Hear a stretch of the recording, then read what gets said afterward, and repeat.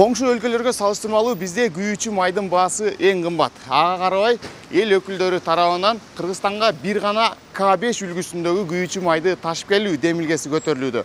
Эгерде ал мыйзам долбоору ишке аша турган болсо, бизде АИ 80 жана 92 үлгүсүндөгү бензиндер сатылбай калат.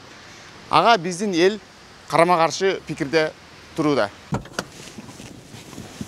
Анткени унаанын жылы канчалык эски болбосун, бардык айдоочулар Евро 5 жана К3 үлгүсүндөгү күйүүчү майды куюуга мажбур болушат. Ал эми техниканы түшүнгөн жарандар эски унааларга жаңы үлгүдөгү күйүүчү майларды куйган менен экологияга тийгизген таасири эч кандай өзгөрбөйт деп белгилешет. Биринчи болуп маршруттук жана менчик такси айдоочулар, айрым дыйкан фермерлер түйшүк тартат. Кыргызстан азыркы шартта мындай үлгүдөгү стандартка даярбы? Бул тууралуу айдоочулардан сурап көрдүк. Жаңы бензинди киргизип аткан экен, мисалы үчүн бизде деген жаңы бензинге карата бизде андай жаңы машиналар жок бизде. Аз. Эски машиналарды эптеп, ошону жамап жаскап айдап жүрөбүз. Бизге бензиндин кымбатташы биздин калкка өтө эле кыйын болот. 5 сомго кымбаттаса эл кыйналат. 200 сомдон 300 сомдон бензин куюп тиричилик кылып атабыз. Зарплаталар ого достойный эмес. Ал үчүн зарплатаны көтөрүш керек. Анан кийин өкмөт бензинди көтөрүш керек да. Антпесе биздин машиналар жүрбөй, запроездерге кошулуп калат, анда жол кирелер көтөрүлүп, бардыгыбызга кыйынчылык болот. Бензин кымбаттаса актабай калат, эч нерсе жүрбөйбүз да. Ставканы бизде кымбаттатышка туура келет.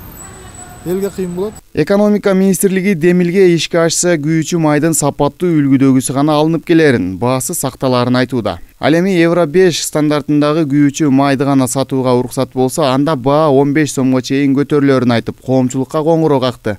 Техник регламенттер кабыл алсаңар, закон кылып, анда арзан мунай затты сатканга уруксат жок деп атпайбы? Ошого байланыштуу өспөйт, просто кымбат премиум класстагы бензиндер эле калат. Анан экологтор айтып атпайбы, ошо туура, эми айылчыларын эметпейли деп атпайбы? Биз айтабыз, туура, биз сөз түрдө экологияны коргошубуз керек. Бирок биздин Кыргызстан ошого байлыгы жетеби, элдин байлыгы жетеби? Анткени зеленый технология бул кымбат технология.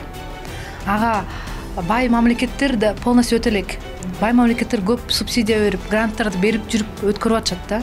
Сапаттуу бензин колдонгонубуз албетте жакшы. Бирок мындай сапаттагы күйүүчү май заводдон чыкканына ары дегенде 5 жыл болгон жаңы автоунааларга гана тиешелүү экендиги айтылууда. Бизде болсо көпчүлүгүбүз чыкканына 10 жылдан ашкан машинени жаңы деп эсептейбиз. Биз Евро 5 стандартын киргизгенде эле түтүн жок болуп кетет деген иллюзиядан алыс болушубуз керек. Анткени ошол эле бензин болгону бир аз 20-30% гана зыяндуу заттарды азыраак чыгарып калышы мүмкүн. Ал дагы бир гана шарт менен, эгер сиздин машинаңыз жаңы машина болсо, 150 000 километр жүрө элек машина болсо, ошондо гана ошол Евро 5-тин эффекти иштейт. А эгер эски биз 90-жылы чыгарылган машинага Евро 5 эмес, Евро 6 майын койсок дагы ошол эле түтүн чыгарат. Анткени заводдон инженерлер азыркыдай стандарт менен чыгарган эмес. Борбор каланы каптаган ышка бензиндин сапатын айыптаган канчалык туура?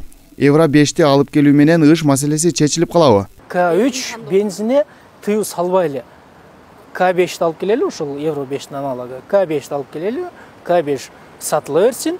Каалоочулар К5-ти коет, каалоочулар К3-ти коет.